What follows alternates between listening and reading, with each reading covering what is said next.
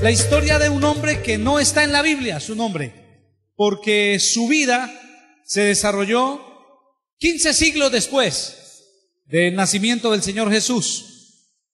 Su nombre, Martín Lutero. ¿Por qué quisimos dejar a Martín Lutero de último? Podríamos haber dejado cualquier personaje bíblico, como también podríamos haber tomado otros grandes hombres insignes de la historia, como no sé, pensar en Juan Knox, en Hus, en Savonarola, tanta gente que ha hecho cosas grandiosas, los mismos hermanos Carey, bueno, tanta gente que ha hecho cosas a través de la historia. Pero quisimos tocar a Martín Lutero por dos razones. Primero, porque su vida definitivamente es impactante y el mundo, la historia humana, reconoce a Martín Lutero como uno de los hombres más importantes. Está entre los 5 hombres más importantes de la era cristiana en la humanidad. Y dicen que en el último siglo es una de las 2 personas más importantes. ¿Por qué? No estamos hablando en términos espirituales, hablamos en términos de cómo la historia lo ve. Porque Martín Lutero, su vida cambió la mitad del mundo. Lo que él hizo revolucionó el mundo. Y Europa se partió en 2 y el mundo se partió en 2 gracias a este hombre. Esa es la primera razón. Y la segunda razón por la que hemos querido tocar a Lutero como último personaje es porque nuestro objetivo con la enseñanza es demostrar que tu vida puede ser una historia de fe. Y queremos mostrar a un hombre que no está en la Biblia, pero que creyendo en la Biblia Dios lo siguió usando. Porque la Biblia no termina en el libro de los Hechos. Decíamos la otra vez y hemos recibido que el libro de los Hechos es una prolongación, continúa escribiéndose. Es el único libro que no termina con amén, porque todos los días se escribe. Dios sigue haciendo historias de fe. Y Lutero, 15 siglos después, construyó una vida que quedó para la historia. Y tu vida puede ser otra de esas vidas maravillosas. Para poder adelantar terreno en lo que vamos a ver hoy, yo tengo aquí la biografía de Lutero y me dejan, yo se la leo. Sí, así ganamos terreno, que me pongo a contarles, no se las cuento bien. Martín Lutero. ¿Quién fue Martín Lutero? Fue un teólogo alemán cuya ruptura con la Iglesia Católica puso en marcha la Reforma Protestante. Nació en Eisleben, en Turingia, eso es en Alemania, en 1483 y murió en 1546. Contrariando la voluntad de sus padres, Martín Lutero se hizo monje agustino en 1505 y comenzó a estudiar teología en la Universidad de Wittenberg, en donde se doctoró en 1512. Siendo ya profesor, comenzó a criticar la situación en la que se encontraba la Iglesia Católica. Lutero protestaba por la frivolidad en que vivía gran parte del clero, especialmente las altas jerarquías, como había podido contemplar durante su visita a Roma en 1510. Hay que aclarar que su visita a Roma fue lo que más Él llegó a Roma en peregrinación, no creo que era que cogió un avión y llegó allá, peregrinando, caminando, desde Alemania. Llegó a Roma para conocer y dice, él literalmente dijo, yo nunca había visto una ciudad tan espiritual, llena de gente tan poco espiritual. Todas las esquinas de Roma eran espirituales, menos la gente. Dice que eso lo conmovió y le conmovió ver un gobierno humano, pero además de gobierno humano, un gobierno deteriorado. Cuenta la historia que en su visita a Roma, él fue en su peregrinaje porque era necesario ir a Roma para poder conseguir algunas indulgencias y poder asegurarse menos tiempo en el purgatorio. Y él lo hizo por eso. Dice la historia que en alguna ocasión, dentro de su viaje a Roma, estaba en la iglesia y se fue a confesar y se acercó y como él era sacerdote, el sacerdote que lo estaba atendiendo le dijo, a ver, ¿de qué me quieres mentir hoy? Y entonces él dijo, no, yo quiero confesarle que yo tengo demasiadas tendencias dañinas en mi corazón y no puedo aliviarlas. Y el cura le dijo, pues todas las tenemos, eso no es nada, vaya tranquilo, que eso no pasa nada. Y él, conmovido, dice que se hizo allí en el primer lugar para rezar mientras iban a dar la hostia. Y dice que cuando pasó la hostia, como era un sacerdote, el que la estaba dando, y él era un sacerdote, por colegaje, le dijo pasito. Cuando pasan a dar la hostia, tengo entendido que les dice, ¿cómo es que le dice? Sí, pero le dice el cuerpo de Cristo, dice, Hay una frase que usan cuando dan, este es el cuerpo de Cristo, algo así. Entonces, el cura que se lo estaba dando, como era un colega, era otro cura, se le burló de frente cuando le pasó la hostia y le dijo, esto es pan y seguirá siendo pan, burlándose. Como la gente no oía, esto es pan y seguirá, como haciendo un chistecito. Dice que eso lo conmovió y él dijo, pero ¿qué es esto? Si para mí esa hostia es el cuerpo de Cristo. Eso es lo que él entendía, pero lo que le habían enseñado. Ese viaje a Roma lo despertó cuando vio tanta corrupción, tanto elitismo, y él define dos palabras muy peligrosas. Mire cómo definió él, como vio el clero en Roma cuando fue, él dice, vi demasiada política y demasiados gerentes. Estamos hablando de 1500. Demasiada política y demasiados gerentes. Y eso lo conmovió. Así que ese viaje fue vital. También le conmovieron las bulas eclesiásticas, que son los documentos teóricamente que concedían las indulgencias a los creyentes por los pecados cometidos, fueran objeto de un tráfico puramente mercantil. Quien quiera saber más de esto, ahora en nuestra página de esta semana está un mensaje que se llama El espíritu de Texel. Escúchelo, que le va a indicar quién era Juan Texel y cómo hizo el tráfico. Este Juan Texel era el gran gestor de todo esto en términos mercantilistas.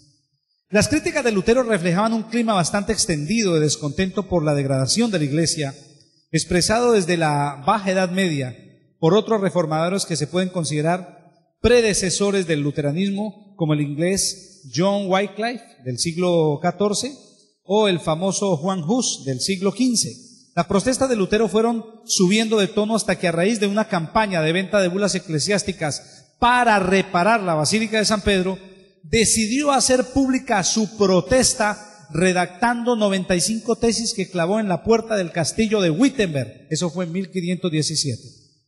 La Iglesia hizo comparecer varias veces a Lutero para que se retractase de aquellas ideas. Lo invitaron o lo citaron en el 518 y también en el 519. Pero en cada controversia Lutero fue más allá y rechazó la autoridad del Papa, de los concilios y de los padres de la Iglesia, remitiéndose en su lugar a la Biblia y al uso de la razón. Esto fue ya cuando tomó esa decisión, porque al principio él decía, yo amo la Iglesia, yo no quiero hacerle daño a la Iglesia, porque él pensaba que estaban corruptos por otros hombres, pero que había gente buena. Él dijo, necesitamos arreglar la Iglesia, y lo intentó hasta que se dio cuenta que era imposible, que lo que iban a hacer era a matarlo. En 1520, Lutero completó el ciclo de su ruptura con la Iglesia al desarrollar sus ideas en 3 grandes escritos reformistas que fueron el llamamiento a la nobleza cristiana de la nación alemana, la cautividad babilónica de la Iglesia y la libertad cristiana. Finalmente, el Papa León X le condenó y excomulgó como hereje en una bula que Lutero quemó públicamente en 1520. Y el nuevo emperador Carlos V le declaró proscrito tras escuchar sus razones en la famosa dieta de Worms, que fue en 1521, y Lutero permaneció un año escondido bajo la protección del elector Federico de Sajonia. Esta dieta de Worms, o Worms, como la llaman algunos, él presentó todas sus declaraciones. Dice que cuando lo invitaron, él dijo, he venido aunque sé que aquí hay más demonios que tejas en el tejado. Y estaba todo el Papa y toda la... Imagínense cómo entró el hombrecito. Y allí, después de que le dijeron, retráctese, retráctese, hay una frase que él dijo, y ustedes la van a encontrar en su pantalla. Esa frase la dijo delante del Papa después de que trató de convencerlos que hicieran una reforma, que hicieran algo. Dice que él se paró con humildad y con sus ojos a punto de llorar dijo, heme aquí, no puedo hacer más, ayúdame Dios. Y ese día decidió romper absolutamente con la Iglesia. Se fue esa noche a su habitación, esperando que al otro día iban a dar el veredicto de cómo estaban juzgándolo. Y dice que este Federico de Sajonia le mandó un comunicado y le dijo, por un voto usted se va a salvar. Hay un voto lo está salvando. El mío. Mi voto lo está salvando de que lo quemen. Usted va a salir airoso hoy, pero lo están esperando porque en el camino a Alemania lo van a matar. La guardia del Vaticano lo está esperando para matarlo. Y yo no lo voy a dejar matar. Como sé que usted es terco, yo le voy a hacer algo para protegerlo. Dice la historia que Federico de Sajonia literalmente lo secuestró. Se lo llevó a la brava. Lo escondió en su castillo y lo tuvo 1 año encerrado. Dice que entró en una profunda depresión Lutero, y en medio de la depresión, deprimidito. ¿Sabe por qué le dio la depresión? Por traducir la Biblia del latín al alemán. Así que le dio depresión a cualquiera, ¿no? Y después de 1 año salió para presentar todo su proyecto al mundo y se armó la famosa Revolución Protestante. Desligado de la obediencia romana, Lutero emprendió la reforma en los sectores eclesiásticos que le siguieron y que conformaron la primera iglesia protestante. Hay que aclarar que llamó protestante porque lo último que el Papa dijo es, mire, los lugares donde ustedes quieran predicar, predíquenlo, pero nos dejan que nosotros prediquemos la doctrina del Vaticano. Pero los lugares donde ustedes no estén, no les vamos a permitir entrar. Entonces él dijo, eso no me parece justo. No es justo que nosotros no podamos ir donde usted y que ustedes sí puedan ir donde nosotros. Y a partir de este momento seré protestante ante lo que ustedes están haciendo, porque no es justo. Y entonces por eso el apelativo de protestante o protestantismo. El luteranismo se basa en la doctrina inspirada en los escritos de Pablo y de San Agustín, de que el hombre puede salvarse solo por su fe y por la gracia de Dios, sin que las buenas obras sean necesarias, ni mucho menos suficientes para alcanzar la salvación del alma. En consecuencia, expedientes como las bulas que vendía la Iglesia Católica no solo eran inmorales, sino también inútiles. Lutero defendió la doctrina del sacerdocio universal, que implicaba una relación personal y directa del individuo con Dios, en la cual desaparecía el papel mediador de la Iglesia, privando a la Iglesia de la justificación tradicional. La interpretación de las Sagradas Escrituras, según Lutero, no tenía por qué ser un monopolio exclusivo del clero, sino que cualquier creyente podía leer y examinar libremente la Biblia, por lo cual ésta debía ser traducida a todos los idiomas que el creyente necesitase. Él mismo la tradujo al alemán, creando un monumento literario de gran persecución sobre la lengua escrita en Alemania en los siglos posteriores. Gracias a Lutero y al mover político de su época se armó una total revolución en Europa. Europa se partió en dos, y a eso le debemos que el Evangelio haya seguido su curso, que la Biblia haya podido salir, y Dios, dentro de todo su sabiduría y el control, permitió que un hombre como Gutenberg en esa misma época se inventara los tipos para poder crear libros, y entonces eso fue como darle pan a un hambriento. Se regó por toda Europa las 95 tesis, y el primer libro que se imprimió en el mundo fue la Biblia. Primer libro. Y eso hizo que el mundo entero comenzara a leer y comenzara a despertar. La época antes de Lutero se le llama el oscurantismo, y basados en la influencia italiana y las ideas protestantes de Lutero, después de Lutero, el mundo terminó el oscurantismo y entra en una nueva etapa que la llaman, ¿el qué? ¿Cómo la llaman? Después del oscurantismo, ¿qué vino? El renacimiento. Renacimiento. Renació la cultura, renacen las artes, porque el pensamiento del hombre volvió a funcionar. En el oscurantismo se definía como una época en que estaba prohibido pensar. Y el renacimiento es que el hombre renace en las ideas y entonces vuelve a florecer toda la cultura, la música, la arquitectura, la filosofía, todo vuelve a salir gracias a este hombre. Así que estamos hablando de un personaje, no estamos hablando de cualquier predicadorcito, estamos hablando de un hombre tremendo. Además, dentro de su historia, él comenzó a ayudar a los pobres, y una monja se enamoró de una monja y le dijo: mija, en vez de usted servir allá, venga, sírvame a mí. Y se casó con su monja. Y él describía de una forma tan simple, él dice: yo nunca había visto una unidad más pulcra y más sencilla que la de un matrimonio. Yo nunca había visto eso. Y él descubrió que era una unidad maravillosa, y con su monja hicieron una gran pareja y pastorearon y hicieron todo lo que hicieron. Imagínense, dentro de todo lo que le pasó a él tenía demasiadas dificultades, porque él quería servir a Dios bien, pero dice que él tenía muchas luchas internas y se flagelaba, hacía de todo que para estar bien, porque eso es lo que decían que había que hacer. Y uno de sus maestros le dijo: no, usted tiene que entender que eso es parte de los procesos, y para quitarlo de esto dice que lo mandó a una universidad para que enseñara. Vaya, hágase profesor más bien. Eso es para que usted aprenda más filosofía y deje botar corriente con todas estas. Y tan de malas, entre comillas, que llegó a la universidad y le dijeron, tiene que enseñar Romanos y Gálatas. Imagínense, se agarró a estudiar eso el hombre. Cuando leyó todo eso dijo, es una barbaridad lo que nos han enseñado.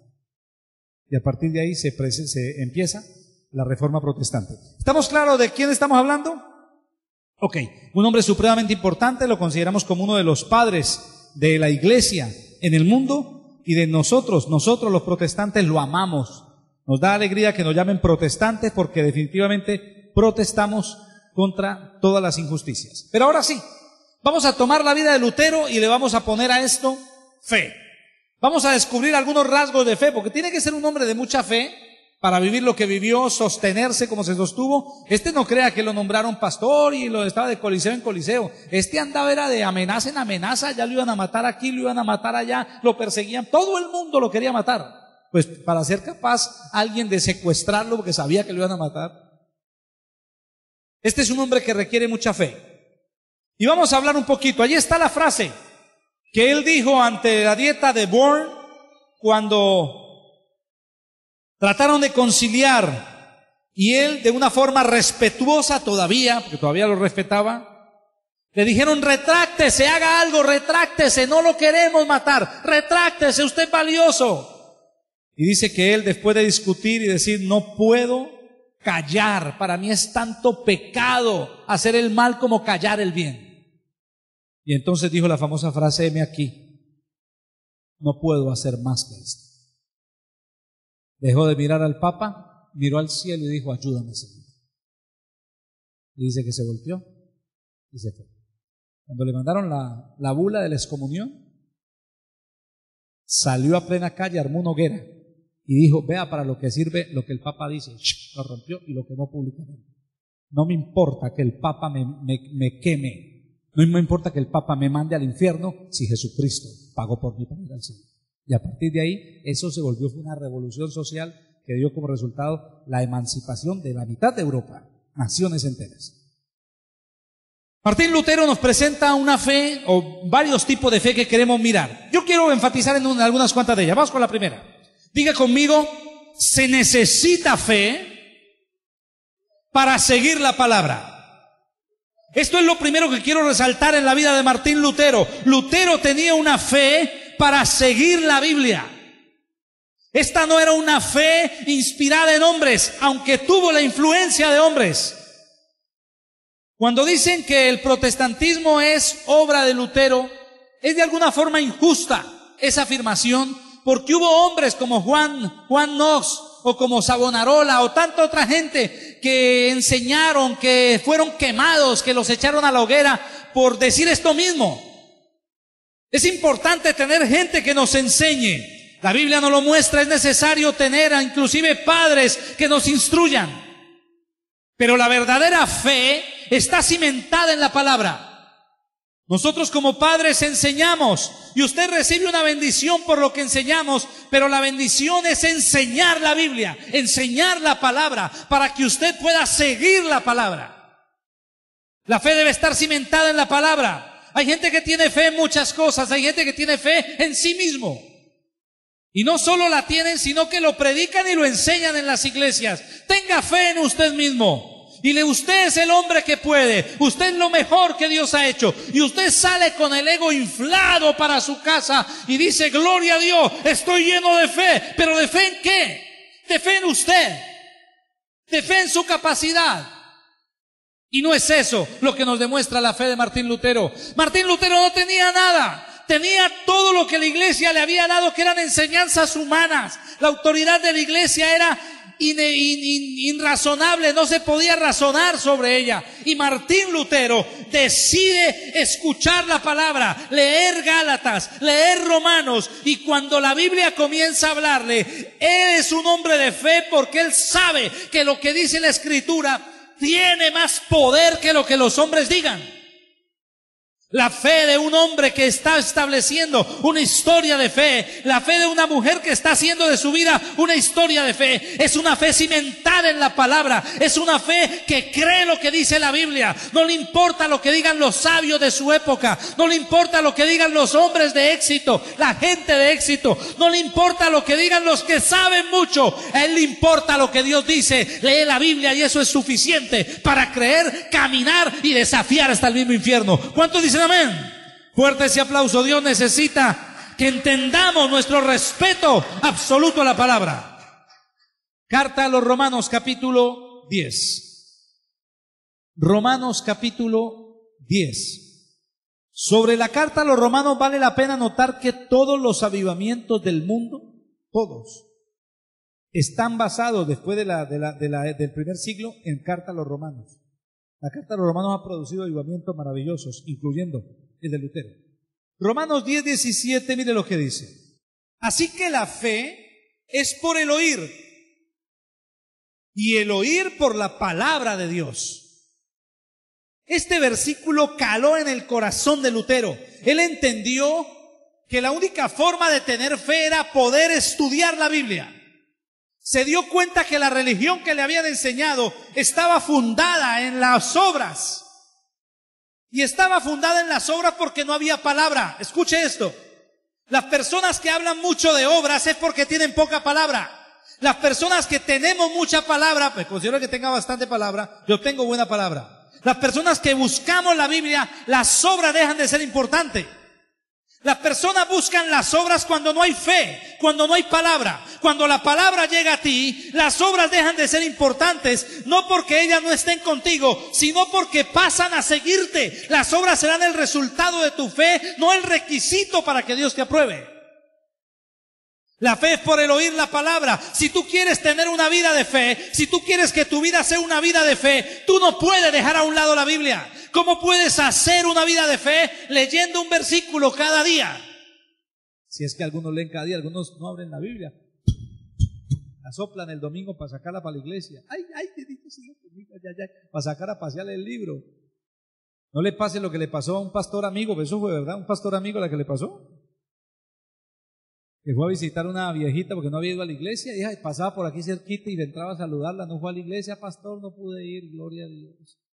Ah, sí, gloria al Señor, aleluya. ¿Qué más? No, yo no fui a la iglesia, pero yo aquí leyendo la Biblia todos los días, yo leo la palabra todos los días, gloria a Dios. Y entonces el pastor le dijo, bueno, ya que no fuiste, tráete la Biblia para leerte un pasaje y orar por ti, ¿no? Eso es muy normal, el pastor. Ok, ya vengo, pastor. Y se fue la viejita a buscar la Biblia, pasaba una pieza, pasaba la otra, pasaba acá. Ya voy, pastor, ya voy, no la encontraba. Busque esa Biblia, ya voy, pastor, ya le traigo cafecito, no la encontraba. Cuando dice que después de como 20 minutos fue, la encontró. Por ahí dejó una cosa, la encontró y la vio y le dijo, ay, pastor, la Biblia. Cuando la abrió, tenían las gafas. Y yo, ay, pastor, las gafas se me han perdido hace más de un mes, gloria a Dios, la encontré, mire qué bendición. O sea, que llevaba un mes sin leer la Biblia la viejita. Si tú quieres ser alguien de fe, necesitas la Biblia. La fe viene por el oír y está por la palabra. Los escritores cristianos pueden estimularnos, pueden darnos de ellos mismos. Es importante leer otros escritores, pero no dan fe. La fe la da la Biblia. Y cuando lees un escritor, lo que ese escritor te diga puede dar fe si te está hablando de la Biblia. Pero libros de motivación, de crecimiento personal, solo buscan que tu ego se sienta grande, aunque tu fe sea pequeña. Preferiría un libro como la Biblia, que me muestra débil y pequeño, pero me da la fe para pelear contra gigantes. ¿Quién dijo amén? Y le repito la frase que aprendimos con David. El objetivo de Dios con su palabra no es hacer de ti un gigante, sino hacer de ti un pequeñito que destruye gigantes, que vence gigantes, que aplasta gigantes. Tú no tienes que tener meta de ser gigante. Tú tienes que seguir siendo pequeño siempre con el poder del gigante que está contigo. ¿Cuánto dicen amén? La palabra es suficiente para generar fe. Siempre que estés en duda, siempre que estés en un camino que no sabes qué hacer, cuando falle tu tranquilidad, cuando haya diferentes dificultades alrededor de tu vida, busca en la Biblia, allá hay una palabra de fe. Hay una palabra que te va a levantar, hay una palabra que te va a alentar, hay una palabra que traerá respuesta de Dios. La Biblia siempre, siempre será alimento para el alma necesitada. Y si no nos alimentamos, va a morir nuestra fe. Es necesario leer la Escritura. Y con los adelantos de hoy, cuando la tenemos en audio, cuando es fácil acostarse a escucharla, cuando en cualquier lugar la consigues, es inaudito no leer la Biblia. Es necesario leer. La primera carta a los Corintios, capítulo 2, versículos 4 al 5, dice así. Oiga lo que dice el apóstol Pablo, un hombre conocedor de todo, dice: y ni mi palabra ni mi predicación fue con palabras persuasivas de humana sabiduría, sino con demostración del Espíritu Santo y de poder, para que vuestra fe no estés fundada o cimentada en la sabiduría de los hombres, sino en el poder de Dios. Buena pregunta para hacernos. ¿Dónde está cimentada tu fe? ¿Está cimentada tu fe en lo que ves de otros hombres de Dios? ¿Está cimentada tu fe en la forma como te estimula algún predicador por su obra, por su iglesia, por el programa de televisión que tiene? ¿Eso te estimula? Pues eso no es fe. Es una fe en un hombre que no es la que Dios quiere. Pablo dice que la fe de un creyente debe estar fundamentada en la palabra, no debe estar fundamentada en la sabiduría de los hombres. Es cierto que los hombres pueden inspirarnos, pero tenemos que ir a la Biblia para que la inspiración de los hombres nos conduzca al origen de su éxito, que es Dios. Pablo lo dice de una forma clara: sed imitadores de mí como yo de Cristo. Vemos en los hombres lo que tienen de Dios. La Biblia debe ser el alimento para nuestro espíritu, lo que nos da la fe para seguir adelante. Si tú estás construyendo una visión de familia, si tu vida está siendo cimentada hacia una nueva gloria de Dios, debes estar seguro que el cimiento sea la palabra y no lo que escuchaste de algún progresista de esta época o de algún gran pensador evangélico. Estoy haciendo mi visión de familia en los 7 pasos para el no sé qué, en las 4 bases de no sé dónde. Eso es basura humana. Se necesita Biblia, palabra que conmueva los infiernos, palabra que conmueva los demonios, palabra que me ayude cuando yo esté temblando del miedo en medio de todo lo que la vida me presente. Palabra de Dios. ¿Cuánto dicen amén? A Martín Lutero leer la Escritura lo despertó, lo llevó a conocer a Dios, le dio fe para enfrentar dificultades, para enfrentarse a su sistema, para enfrentarse a sus miedos. Su vida fue transformada a raíz de la Biblia. Si nosotros queremos ser instrumentos de Dios, debemos hacer lo que dice Apocalipsis, que habla de esta forma. Dice que el libro debe comerse, diga conmigo, comerse. Hay que comer Biblia si queremos tener fe. Cuando tú estás triste o agobiado, ¿qué haces? Buscas una película, te vas a algún lugar, llamas a un amigo, distraes tu tristeza y se te pasa. Pero eso no es lo que Dios quiere. Dios quiere que cuando estés triste o agobiado, vayas a la palabra y dejes que Dios sane, que Dios restaure, que Dios te alimente de fe. Esa es la fe que te va a dar la victoria en tu vida y la que va a hacer de tu vida una historia de fe. ¿Cuántos desean tener la palabra como la base para su vida? ¿Cuántos dicen amén? Gloria a Dios. Fuerte ese aplauso, denle aplauso fuerte al Señor. ¿Por qué cree que Dios le dijo al pueblo hebreo? Le dijo a Moisés: coja la ley y póngala ¿dónde? ¿En el templo? No tenían templo. ¿En el desierto? ¿Cuál fue la orden? Póngala en su casa, donde los hijos la vean, en los dinteles, en los postes, en toda parte, en el campo. Si vas en el campo, mientras estás dándole, allí que esté la ley, porque necesita ver la palabra, para que cuando usted esté boleando asadón y no pueda más, ve la palabra, y esa palabra le dice: yo estoy contigo, yo no te dejaré, yo tengo un plan para tu vida, y te ayuda a entender que cada golpe que das con el asadón es un golpe que te está llevando a una gloria divina, que eres más que un campesino trabajando la tierra, eres un hijo de Dios, construyendo una historia de fe a través de tu labor diaria. ¿Cuántos dicen amén? Se necesita volver a la palabra, se necesita que nuestros hijos sean alimentados con la palabra y que nuestra vida sea alimentada por la Escritura. Hay una segunda área que me parece importante para tocar en la vida de Martín Lutero. Diga conmigo: fe. Dígalo: fe para no dar un paso atrás. Lutero comenzó con todo su proyecto de una forma simple. Él nunca quiso separarse de la iglesia. Es fácil escuchar y leer comentarios sobre la vida de Lutero donde él defiende a María, defiende a la iglesia, defiende el papado, porque ese era su sentido, traer una reforma a la iglesia y nunca dividir la iglesia. Pero en la medida que Dios fue revelando lo que tenía y sus autoridades comenzaron a intimidarlo, él descubrió que tenía una sola cosa que hacer y era o seguir adelante y enfrentarse a los que hoy eran su autoridad o devolverse y convertirse en un cómplice de ellos. Pero este hombre decidió avanzar. Para él no estaba la posibilidad de devolverse.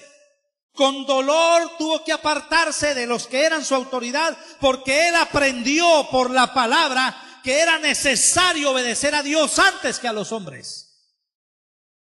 Que Dios va a premiar a aquel que se la juega por él, por Dios. La Biblia nos compara con águilas, no con gallinas. Las gallinas son demasiado domésticas. Necesitan quien les eche maíz, quien las cuide. Pero las águilas vuelan alto, consiguen presas, hacen cosas que otros no hacen. El águila es un animal que devora, que conquista. Y nosotros a veces queremos ser pequeños polluelos, pero de gallinas. Que Dios nos ponga a alguien que nos dé maíz, para que nos engorde y para que ese mismo mañana nos coma. Ay, fíjate, Dios necesita levantar hombres y mujeres que construyen una historia de fe a partir de una idea y es: camino adelante con Dios y jamás voy atrás. Mi bendición está adelante, mi victoria está adelante, lo que Dios tiene para mí está adelante y no hay opción para devolverme. ¿Cuántos dicen amén? Lucas capítulo 9 versículo 62, palabra del Señor Jesús. Dice así, Lucas 9, 62. Jesús les dijo: ninguno que poniendo su mano en el arado mira hacia atrás es apto para el reino de Dios. Se lo repito. Ninguno que poniendo su mano en el arado mira hacia atrás es apto para el reino de Dios. Es que el reino de Dios es como una tierra donde vamos arando, preparando para que la semilla caiga. Y si usted comienza a arar, usted no puede devolverse, porque lo que usted hizo con el arado lo va a dañar. Usted necesita arar y arar es hacia adelante. Usted va abriendo surcos donde Dios pondrá semillas y donde vendrá un fruto de gloria. Jesús dice que aquel que mirando, que poniendo la mano en el arado mira hacia atrás, ese no es digno de que su vida sea recordada como una vida de fe. Hay gente que logra avanzar un paso, 2 pasos, 3 pasos, 5 pasos, y cuando van adelante miran hacia atrás, y al mirar hacia atrás se devuelven. Mirar hacia atrás nos llena de pánico. Mirar hacia atrás nos hace recordar de una forma incorrecta el pasado. Porque hoy el presente nos devuelve el pasado en forma de recuerdos y los recuerdos son engañosos. Los recuerdos nos pintan el pasado de una forma que no es correcta. Hemos hablado cómo los judíos hablaban después de estar en el desierto. Oh, cuando estábamos en Egipto y comíamos las carnes. ¿Qué carnes? Si eran esclavos, aguantaban hambre. Les quitaron la ración, dice la Biblia. Faraón les quitó la ración. Pero cuando uno está en un desierto, en medio de una dificultad, hasta Egipto se ve bueno.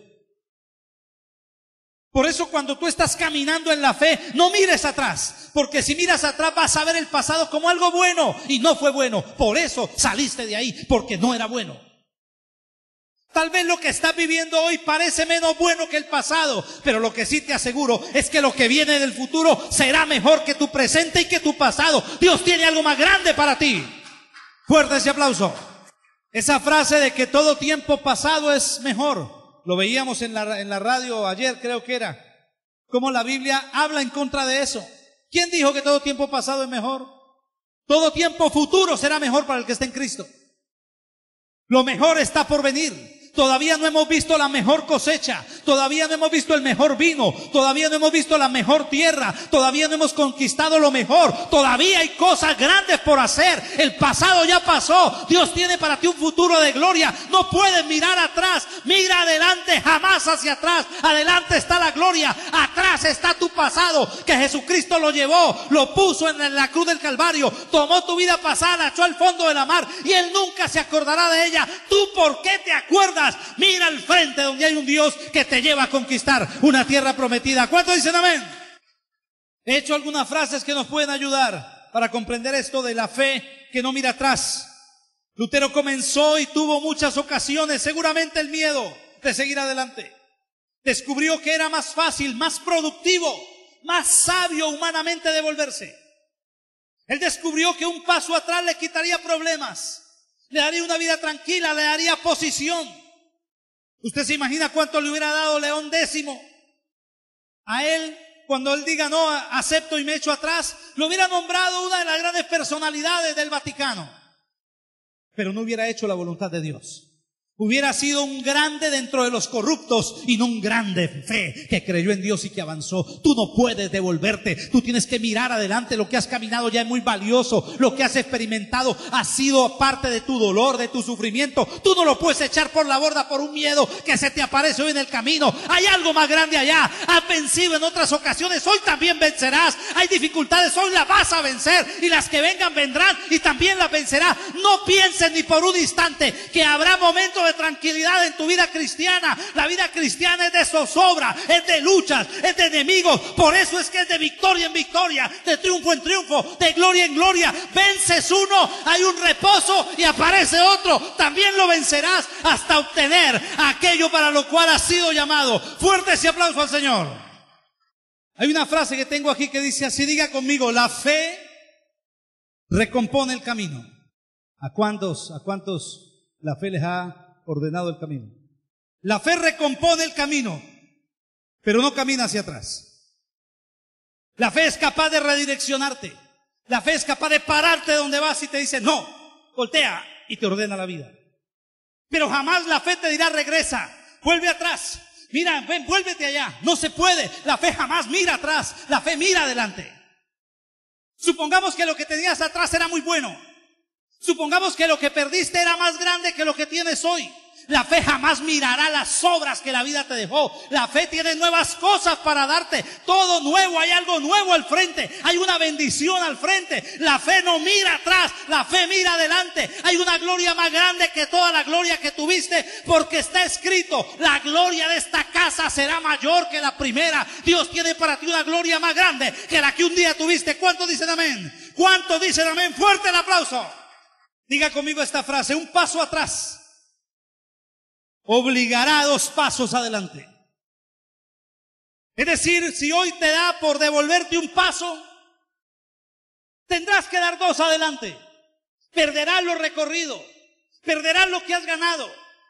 Todo lo que hiciste con dolor, con súplica, esperando en fe, lo perderás. Y tendrás que volver a batallarlo. ¿Para qué perder lo que ganaste? Es mejor enfrentar y ganar algo nuevo.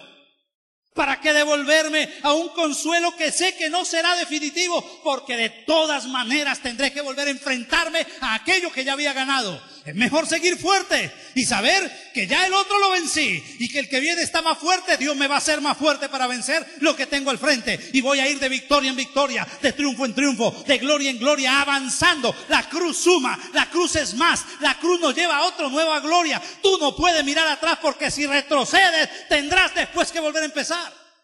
Y nadie quiere pasarse la vida empezando. Hay gente que pasa la vida empezando. Empiezan, fallan, se devuelven, empiezan. Gloria a Dios, victoria, otra vez, atrás. Y llegan a viejitos empezando. Es muy bello la posibilidad que nos da Dios de volver a empezar. Ah, no, pero no podemos llegar a viejos empezando. Está bien que ya empecé. Bueno, empecé, yo no vuelvo atrás. Puede estar muy duro el camino, pero atrás no vuelvo. Me podré demorar en esta estación, pero atrás no vuelvo. De aquí lo que me queda es un paso adelante. Yo no sé qué irá a hacer Dios, cómo me va a preparar, cómo me va a dotar, qué tendrá que hacer Dios en mi vida. Pero hacia atrás no voy a caminar, voy adelante. Dios me va a dar lo que yo necesito y Dios está al frente. Y no me está diciendo, hey, ven, sino que está careándome. Me está incitando. Me dice, ven, a ver si eres capaz. ¿Te dejas o vienes por lo mío? ¿Qué es más cómodo, devolverte a tu comodidad de atrás o venir por lo que tengo? Y nos da muestra de fe, nos incita. Ven, no seas cobarde, ven por lo que te estoy mostrando. Y si tú eres un valiente en fe, no te dejas llevar por el miedo de hoy, sino que sueñas con la gloria de mañana y avanzas por lo que Dios te está mostrando. ¿Cuántos dijeron amén? ¿Cuántos dijeron amén? En Lutero vemos una fe para seguir la palabra. Diga conmigo, fe en la palabra. Vemos una fe para no dar un paso atrás. Tercero, en Lutero yo descubro una fe que me gusta mucho. Diga conmigo, fe para nadar contra corriente. Uno de los símbolos del cristianismo en la antigüedad es el famoso pececito, que algunos lo tienen en el carro, ¿no? Un pececito. ¿De dónde viene ese pececito? Ese pececito es parte de la cultura de la iglesia del primer siglo, que representaban al cristianismo con un pececito porque ellos decían, somos peces nadando contra corriente. El cristianismo es nadar contra corriente. Martín Lutero entendió que Dios lo quería nadando contra corriente. Al principio él pensó que él podía encauzar la corriente de la podredumbre donde él estaba.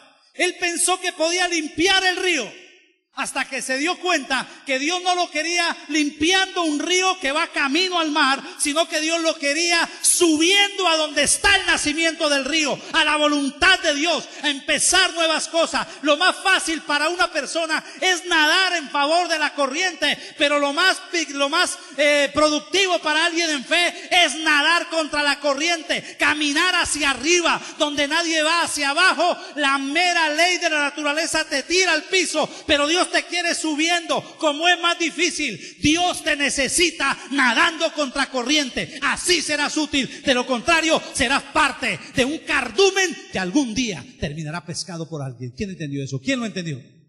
Lutero nadó contra corriente. Lo hizo sabiendo que era peligroso. Segunda carta a los Corintios, capítulo 6, versículo 16 al 18 dice así: ¿qué acuerdo hay entre el templo de Dios y los ídolos? Porque vosotros sois templo del Dios viviente, como Dios dijo, habitaré y andaré entre ellos y seré su Dios y ellos serán mi pueblo. Por lo cual, oiga lo que dice, salid de en medio de ellos y apartaos, dice el Señor. No toquéis lo inmundo y yo os recibiré. Y seré para vosotros por padre y vosotros me seréis hijos e hijas, dice el Señor Todopoderoso. Dios necesita sacarnos de la corriente. Dios necesita que tú comiences a nadar contra corriente. A veces nosotros queremos nadar con la corriente de la gente. Queremos meternos en la corriente de Dios y después en la corriente del mundo. Y algunos hasta quieren hacer del cristianismo una corriente popular, pero no es así. Usted puede hacer de su iglesia una iglesia corriente, que sea corriente. Pero la fe nunca es corriente. La fe nada contra corriente. La fe va en contra de todo lo establecido. La fe llama las cosas que no son como si fueran. La fe espera lo que nadie espera. La fe hace lo que nadie hace. La fe desafía lo que otros no desafían. Es más, la fe desafía lo que otros usan para subsistir. ¿Quién entendió eso? Jesús nadó contra corriente o no. Jesús vino y cumplió todas las normativas de su religión hebrea. Fue presentado como un niño. Fue presentado a los 12 años en el templo después, para su mayoría de edad en términos espirituales. Creció y cumplió los 30 años y recibió su mayoría de edad civil. Y había estudiado como maestro y leía en la sinagoga porque era maestro. Cumplió con todo lo que su religión le pedía. Pero él sabía que llegaba un momento del camino donde no podía estar de acuerdo con la corriente. Y decidió desafiar la corriente, aunque esa corriente había sido la fe de su padre en otros años. Porque lo que Dios hoy manifiesta como fe, si lo dejamos descomponer, mañana será una corriente corrupta. Lo que nace del corazón de Dios limpio se puede corromper en el camino. Y Jesús sabía que aunque el corazón de Dios quería traer una nación, y de esa nación él venía, la corriente había dañado el caudal divino. Y Jesús decidió nadar contra la corriente. Por eso lo mataron. Muchas veces trataron de que Él se equilibrara.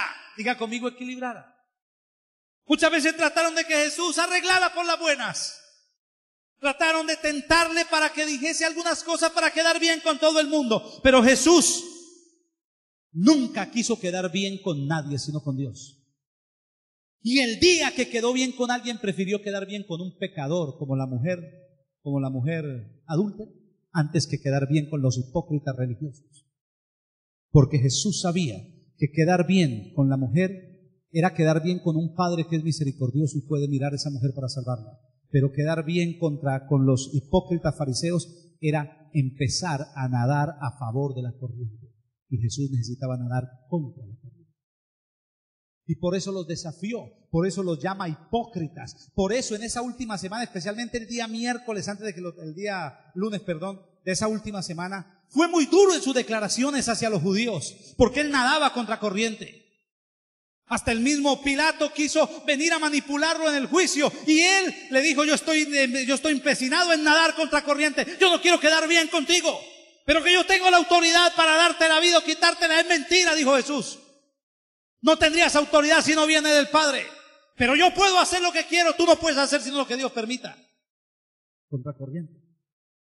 Y cuando Pedro quiso hacerlo nadar a favor de la corriente para evitarle que muriera, es necesario que vaya a Jerusalén y padezca. No te acontezca tal cosa. Jesús dijo: apártate de mí, Satanás. Y note lo que le dice: porque piensas en las cosas de los hombres más que en las de Dios. Es decir, porque tú me quieres como en una barca nadando a favor de la corriente, y Dios me quiere en contra de la corriente. Así esa corriente me mate, me crucifique, Dios va a glorificar la fe de aquel que se enfrenta a la corriente para obedecer al Dios del cielo. ¿Cuántos dicen amén? ¿Cuántos dicen amén? ¿Pablo anduvo contra la corriente o no? Anduvo contra la corriente de los judíos, y cuando la iglesia, los discípulos se volvieron una corriente, él también nadó contra ellos. Él también los enfrentó y fue capaz de llamar a Pedro hipócrita. ¿Por qué haces una cosa delante de nosotros y otra cuando vienen los de Jerusalén? Porque no se trata de quedar bien con la gente, se trata de quedar bien con Dios. Lo hizo Abraham, quien tuvo que dejar su tierra y su parentela para nadar contra la corriente. Y lo peor es que cuando dejó su tierra y su parentela se fue, y en la tierra que Dios le mostró solo hubo hambre. Hambre. Yo me imagino que si yo fuera vecino, amigo de Abraham, le diría: pero ¿por qué sigue lo que Dios te dice? Antes estaba mejor. Ahora hay hambre, ahora hay escasez. ¿Qué es eso? ¿Cómo vas a decir que es mejor tu camino que el mío? Mira, yo hago lo que quiero y vivo bien, y tú mira. Pero lo que no sabe el que está hablando es que Dios tenía un propósito con esa hambre de Abraham. Estaba lidiando su alma, preparándola, y cuando volvió de Egipto dice que era más rico que todos los orientales. Ya Dios había trabajado su alma. Pero la fe tiene que nadar contra corriente.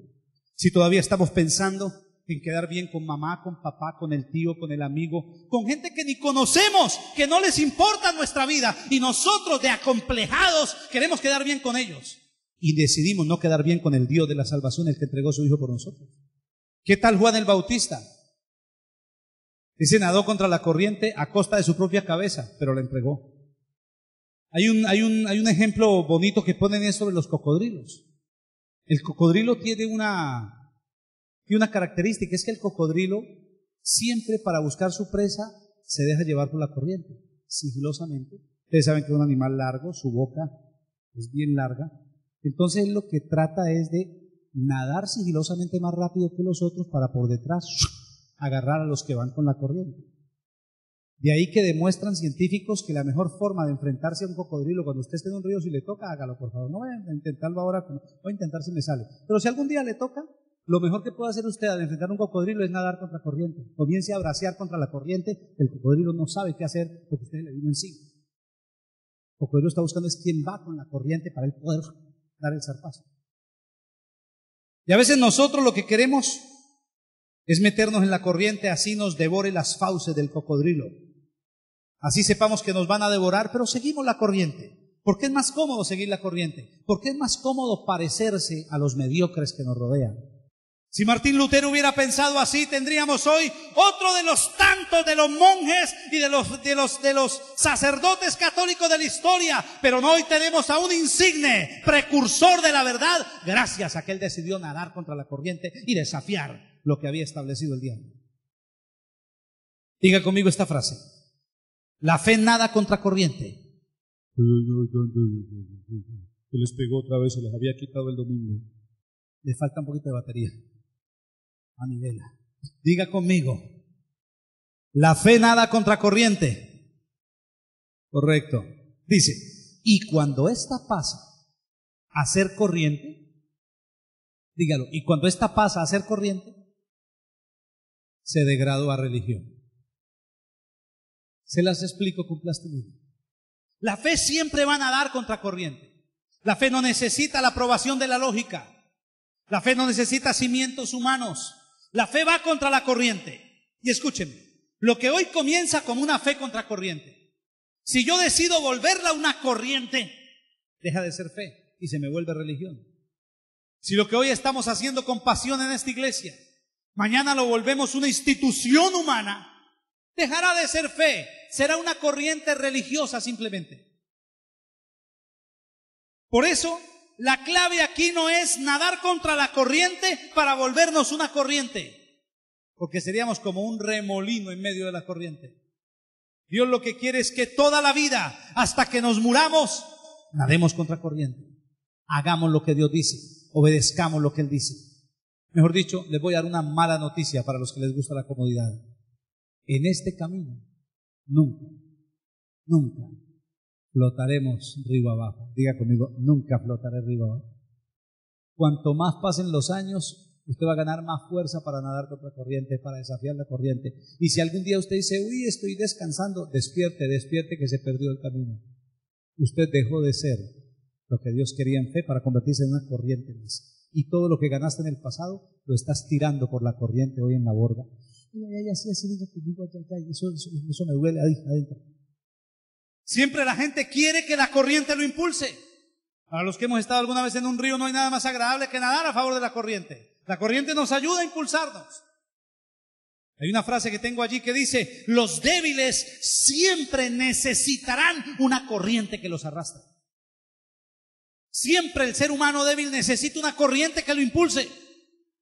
Pero los hombres y mujeres de fe nos impulsamos en Dios y desafiamos la corriente. Y aunque creemos que somos débiles, Dios nos hace fuertes a través de su poder. Y nadamos contra corriente y enfrentamos lo establecido. Y no crea que estoy hablando solo del pecado y la sociedad. Hablo de la misma corriente evangélica. Para uno como siervo de Dios es fácil convertirse en un pastor con todo lo que hacen los demás pastores y ser aceptado. Pero ahí está el engaño del diablo. No es que Dios nos mande a estar en contra de los pastores, no. Es que lo que Dios no quiere es que uno jamás convierta su vida en una corriente. Es contracorriente. Y si todos mis consiervos deciden caminar por una corriente, yo voy a seguir la corriente de Dios, que es contra la corriente de los hombres. Y tú tienes que aprender eso en la vida cristiana. Tienes que aprender a caminar contra corriente. La fe de Martín Lutero fue una fe que desafió siempre a alguien. Y ese alguien es alguien mandado por el diablo. El diablo jamás va a nadar a favor de tu corriente. El diablo jamás te va a decir, bueno, de aquí para allá yo te impulso un poquito con mi remo. Jamás. El diablo siempre te va a hacer oposición. Y la gran tentación es cómo me acomodo al vaivén de las olas. Pero el reto del hombre y la mujer de fe es que cuando el diablo me esté impulsando mi barca, yo voy a hacer lo contrario, porque sé que donde el diablo me empuja no es la voluntad de Dios. Donde Dios me está empujando contra corriente, en lo difícil, en lo que cuesta, en lo que se hace más difícil. Primero, porque en lo difícil está la bendición. Y segundo, porque en lo difícil yo soy ejercitado. En lo fácil nadie se ejercita. Dígame cuántos ganan músculo con el control remoto en la casa. Para ganar músculo le toca trabajar, mijo, o pesas, o haga alguna vaina, pero tiene que trabajar y sudar. Y Dios nos quiere contracorriente, porque cuanto más pasa el tiempo, la corriente sigue siendo fuerte, pero aunque tú no lo sepas, y aunque crees que no avances, cada corriente que te llega hace tu vida más fuerte, te hace más duro, estás soportando, y eso también es crecimiento. La clave aquí no está en avanzar, sino en sostenerme contra la corriente. Porque si avanzo muy rápido, tal vez estoy avanzando al lugar equivocado. Necesito estar firme. Y si la corriente es fuerte, me agarro duro de él. No tengo afán. Yo sé que cuando él aparezca, un empujonazo de él me puede llevar de aquí hasta la próxima colina. Voy a subir. ¿Cuántos dicen amén? ¿Cuántos dicen amén? Fuerte ese aplauso, fuerte ese aplauso. Y para buscar ya el final de nuestra enseñanza de hoy, a mí se me parece la vida de Martín Lutero a una vida que trastorna su entorno. Diga conmigo, la fe que trastorna su entorno. Nosotros quisiéramos, y hoy están predicando en las iglesias, una fe para que usted sea parte del entorno, para que usted case como una piecita, ¡pac! Ahí, esto es para mí, gloria a Dios. Pero la fe de Lutero es otra cosa. La fe de Lutero es la de un hombre que Dios lo pone, lo ubica, dice, aquí estoy bien, y Dios dice, bueno, ahora vamos a trastornar lo que tú tienes. Y comienza Dios a volverle la vida de cuadritos, a desbaratarle todo lo que él ha construido en su vida. Porque Dios no te quiere cómodo. Uy, eso no pareció como cristiano de hoy en día, ¿no? Porque es lo que predica al contrario, ¿no? Dios te quiere descansado, ¿quién dice descansado? Dios te quiere trabajando, Dios te quiere enfrentando retos, Dios te quiere superando crisis. Diga por lo que le estoy diciendo. Y no crea que es que a mí me gusta que yo diga, uy, Padre, gracias por las crisis. Todos los días me aparece una diferente, todos los días hay una victoria nueva. ¿Quién dijo amén? Y ya he aprendido que eso hasta que me muera. Yo voy a llegar a los 90, gloria a Dios, no tengo crisis. Y las crisis tienen que ser de otro tipo, pero van a ser, y las voy a sentir maturas en esa época. Pero de aquí a los 90 ya Dios me ha preparado para poder librar esa crisis. ¿Cuánto dicen? Pero a veces nosotros queremos que nuestro entorno se mantenga tranquilo. Y lo que hace la fe es desafiar tu entorno, alborotarte el agua, removerte todo lo que tú has establecido para que salga la bendición de Dios para ti en las dificultades. Hechos 17:6 nos habla de cómo consideraban a la iglesia, a los creyentes en sus inicios. Hechos 17:6, esto me parece que le casa a la perfección a Lutero, 1500 años después. Dice, pero no hallándolos, trajeron a Jasón y a algunos hermanos ante las autoridades de la ciudad gritando. Oiga lo que gritaban. Estos que trastornan el mundo entero han venido acá. La fe es algo que trastorna al mundo. La fe es algo que trastorna el medio donde estamos. La fe tiene que trastornar tu vida, tiene que trastornar tu casa, tiene que trastornar tus finanzas, tiene que trastornar tus familiares, tiene que trastornar tu entorno.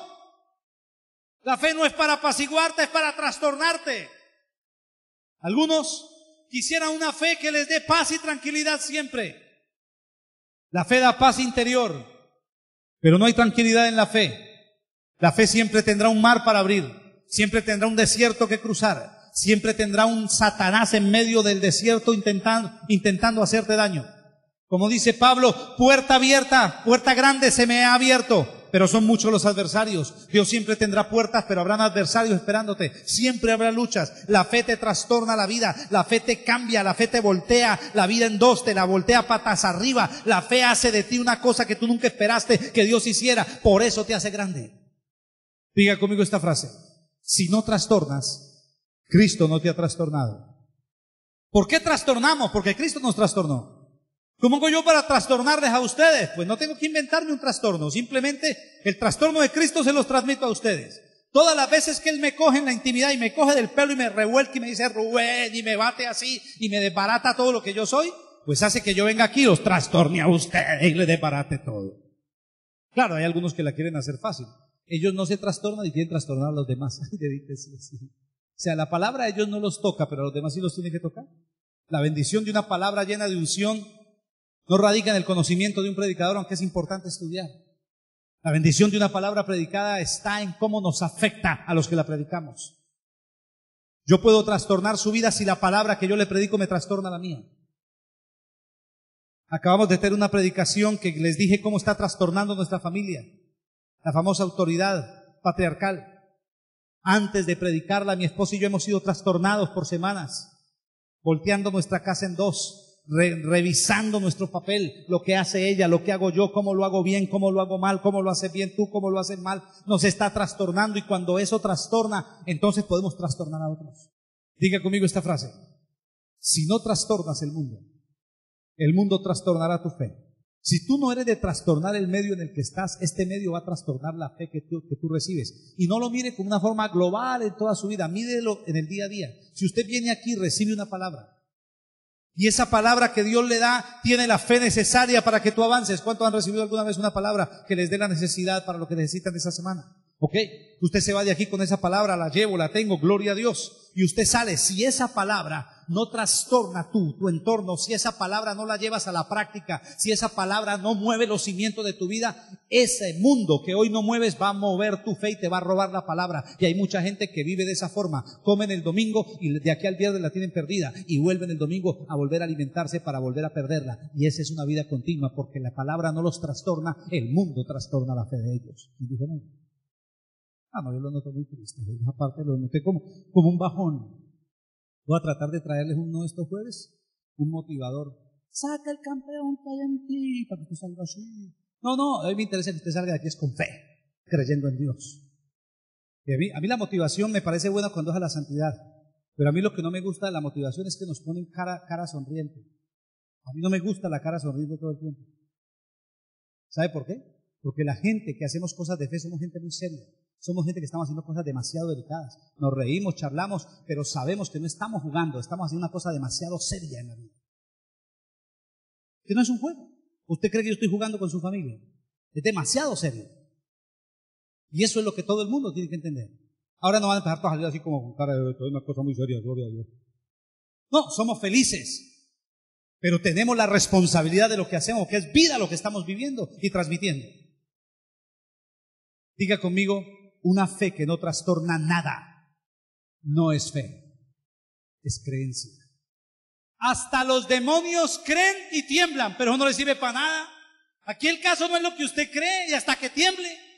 Aquí el caso es cómo esto es fe que lo trastorna.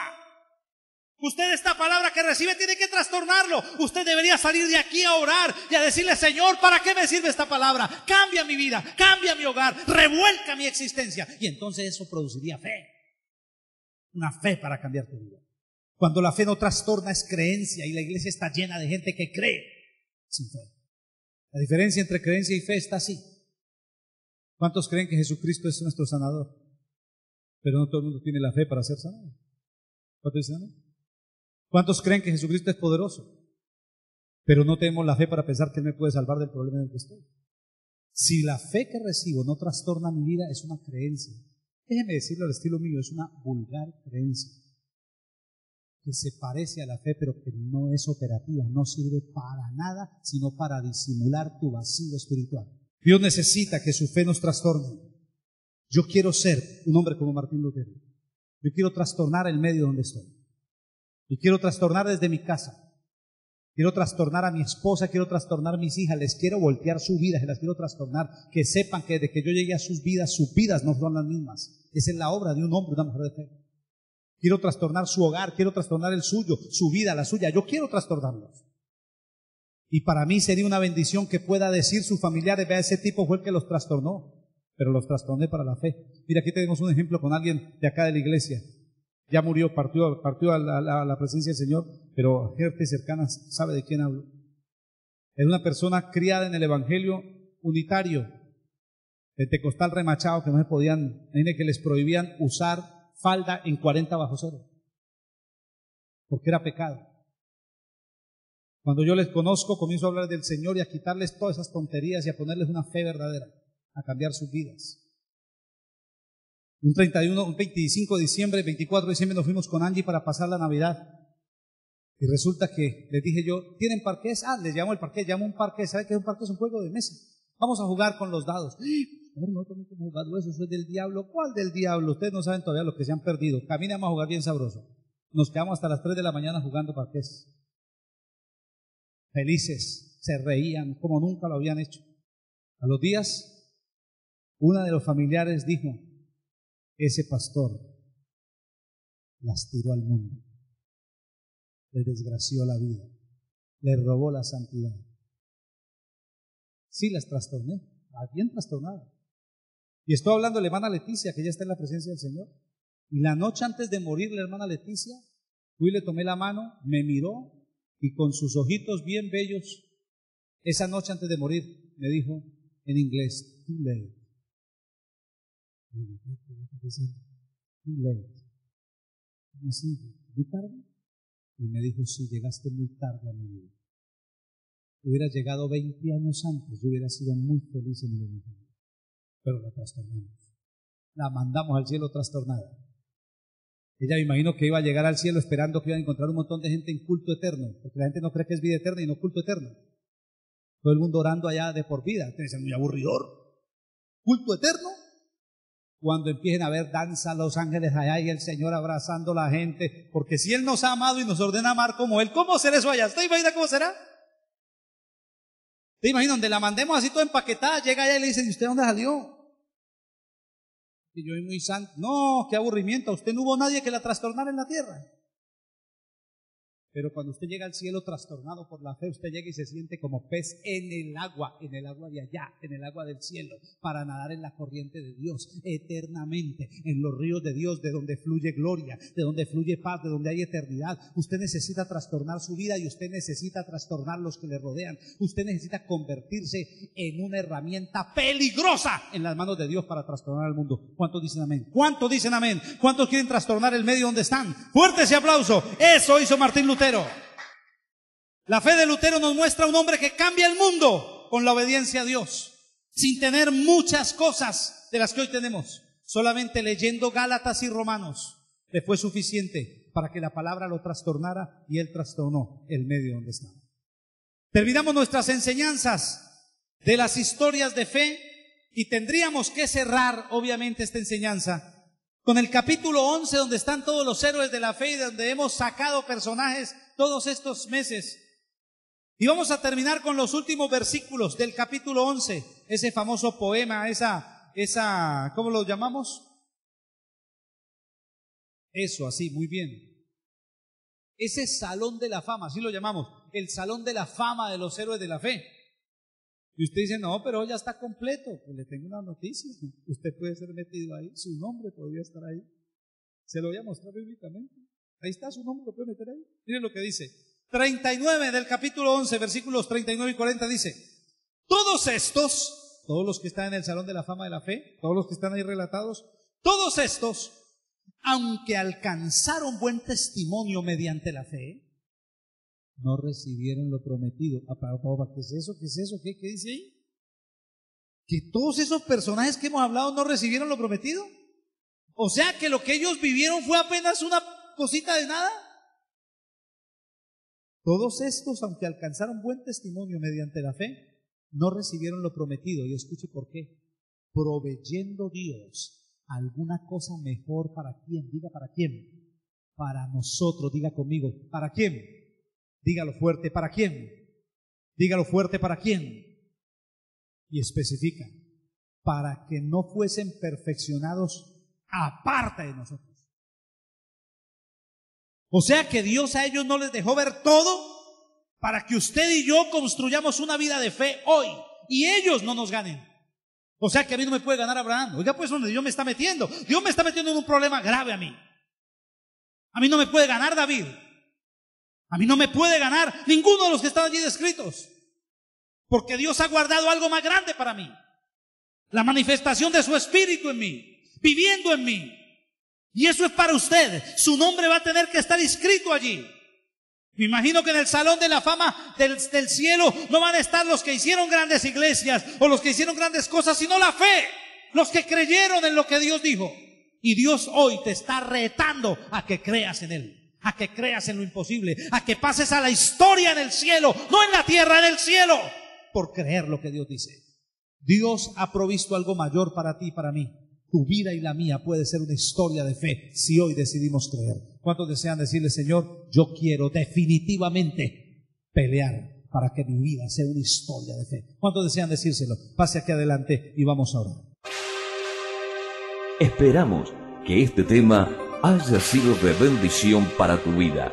Visítanos en www.eclesia.cl www.rdqministry.org. Somos RDQ Ministry.